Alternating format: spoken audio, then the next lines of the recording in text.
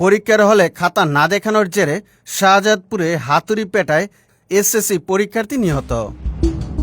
মাসুম হোসেন অন্তুর পাঠানো তথ্যচিত্রে থাকছে বিস্তারিত প্রতিবেদন। সিরাজগঞ্জের শাহজাদপুর উপজেলার এনায়েতপুর থানার খুনকি ইউনিয়নের ইসলামপুর গ্রামে সহপাঠীদের হাতে নির্মম হত্যার শিকার হয়েছে এসএসসি পরীক্ষার্থী ইমন হোসেন। 17 এপ্রিল বৃহস্পতিবার এনায়েতপুর ইসলামিয়া উচ্চ বিদ্যালয় কেন্দ্রে ইংরেজি দ্বিতীয় পত্র পরীক্ষার সময় সহপাঠীরা ইমনের খাতা দেখতে চাইলে তিনি অস্বীকৃতি জানান। এর জেরে প্রথম দফায় তাকে মারধর করা হয়।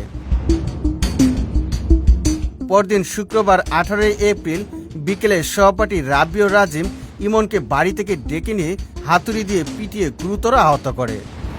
পরিবারের সদস্যরা জানান, ইমনের মাথার খুলিতে গুরুতর আঘাত লাগে।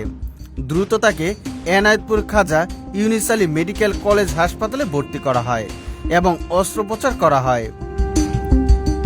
এক সপ্তাহ পর অবস্থার উন্নতি হলে ইমনকে বাসায় আনা হয়, কিন্তু শুক্রবার 25 এপ্রিল সকালে হঠাৎ শারীরিক অবস্থার অবনতি হলে পুনরায় হাসপাতালে নেওয়া হয়। সেখানে কর্তব্যরত চিকিৎসক তাকে মৃত ঘোষণা করেন। ইমনের মৃত্যুর খবর ছড়িয়ে পড়লে এলাকায় শোকের ছায়া নেমে আসে। বেলকুচি থানার ওসি জাকেরিয়া হোসেন জানান, ঘটনাপ্রবাহ বিশ্লেষণ করে প্রয়োজনীয় ব্যবস্থা নেওয়া হবে।